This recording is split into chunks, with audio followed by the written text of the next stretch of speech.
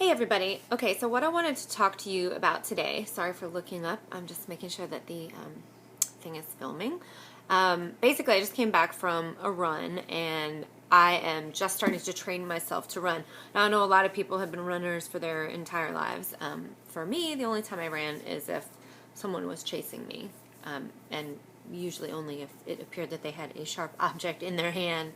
I just don't like running. Well, I did not like running at all.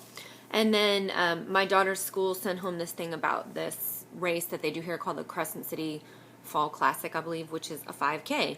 And so I wanted our family to do something together, so I signed us up. And so we ran it together as a family, myself, my husband, my 3-year-old son, and my 5-year-old daughter. And they did such a great job. Now, I had always told myself my entire life, you are not a runner, you cannot run. I have what's called EIB, which is exercise-induced asthma. Well, it's actually exercise-induced bronchospasms, but basically it means that I only have asthma attacks when I'm doing that kind of exercise.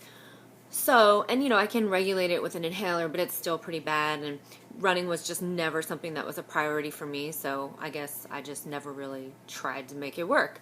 So, not only was I able to complete that 5K, but the last probably mile, maybe not a mile, but maybe the last half mile, yeah, probably the last half mile, my daughter was on my shoulders. So not only did I finish it, but I did it with intermittent little, spurts where I had one child on my back and my husband would carry the other, and then we'd put them down and then they'd run. And then, so what that proved to me was, yes, you can run. Not only can you run, but you ran with children faster than a lot of people ran it solo. So that is not me comparing myself to them.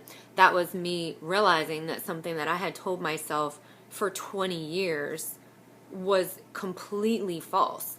And I had just told myself, well, I'm not a runner. Or if people would say, hey, do you want to go for a run? No, I don't run. I can't run. I have trouble breathing, whatever. So, that was probably, I don't know, I guess 2 weeks ago. So the next week I decided, I am just going to go out for a run.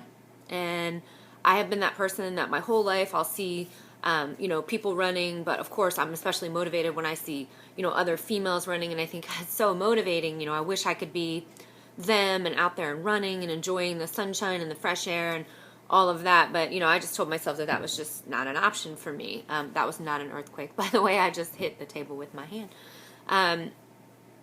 And the only reason I'm really filming this video is for two reasons. One, obviously I want to document for myself my, journey into this, becoming a runner, or just kind of see where this takes me. And two, because I think that it's very important if you break through a personal boundary like that, that you share that with people, because you have no idea who you're going to motivate or inspire. So that's really all that I'm doing. So anyways, I went for a run, and my first run, I ran a little bit over, like 2.85 miles. And at a pace that, some people might not have been proud of, but I certainly was not ashamed of. And just so I don't have to answer this in the comments, my pace was, I think it was like 12 minutes and 3 seconds or something. Is that a fast pace? God, no. Of course it is not.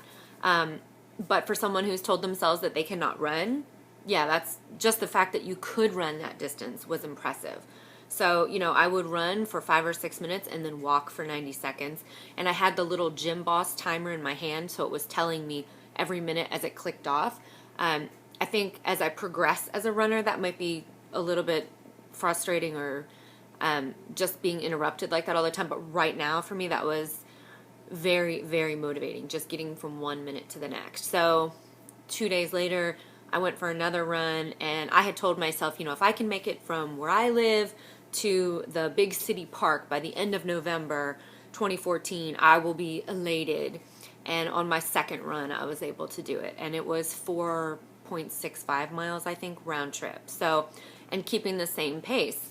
So I was just exceptionally motivated and proud of that. Then I came home, I think this was yesterday, and I started watching a few videos about proper running technique. I know that I'm not a heel striker, but I just felt like I wasn't regulating my breathing properly. So I watched a bunch of videos about how to hit midfoot and, how to, breathing in, two out. And I will say that that absolutely helped me to run further when I went out on my run today. But being cognizant of, one of the things that I watched over and over again in these videos was make sure that your stride, your foot is not forward of the center of gravity, so it's coming down basically in line with your hip. Now, that for me was really, really hard. I always get shin splints pretty much no matter what sport I'm playing. I always get them, even since I was young and played tennis. So my running was way slower today, and I was in a lot more pain.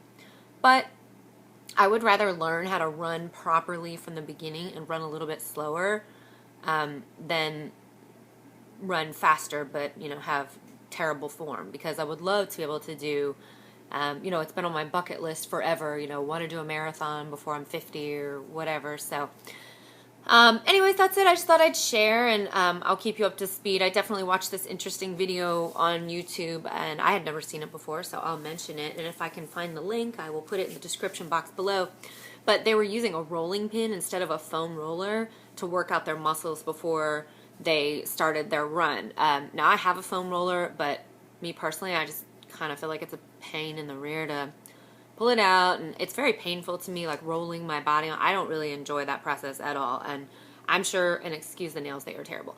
I'm sure that for a lot of people that feels really good. To me, it is like I would rather be waterboarded. Not that I've ever been waterboarded, but that is very painful to me. I did not like that. So not the foam roller, the rolling pin was really great because I was able to completely control where I was applying pressure, and I just preferred it. That's me. I just thought I'd share that tip.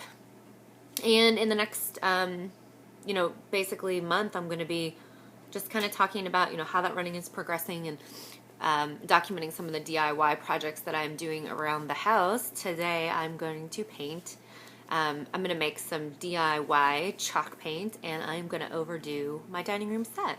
So that's it. I hope, if anything, this was motivational to somebody who's told themselves that they cannot run.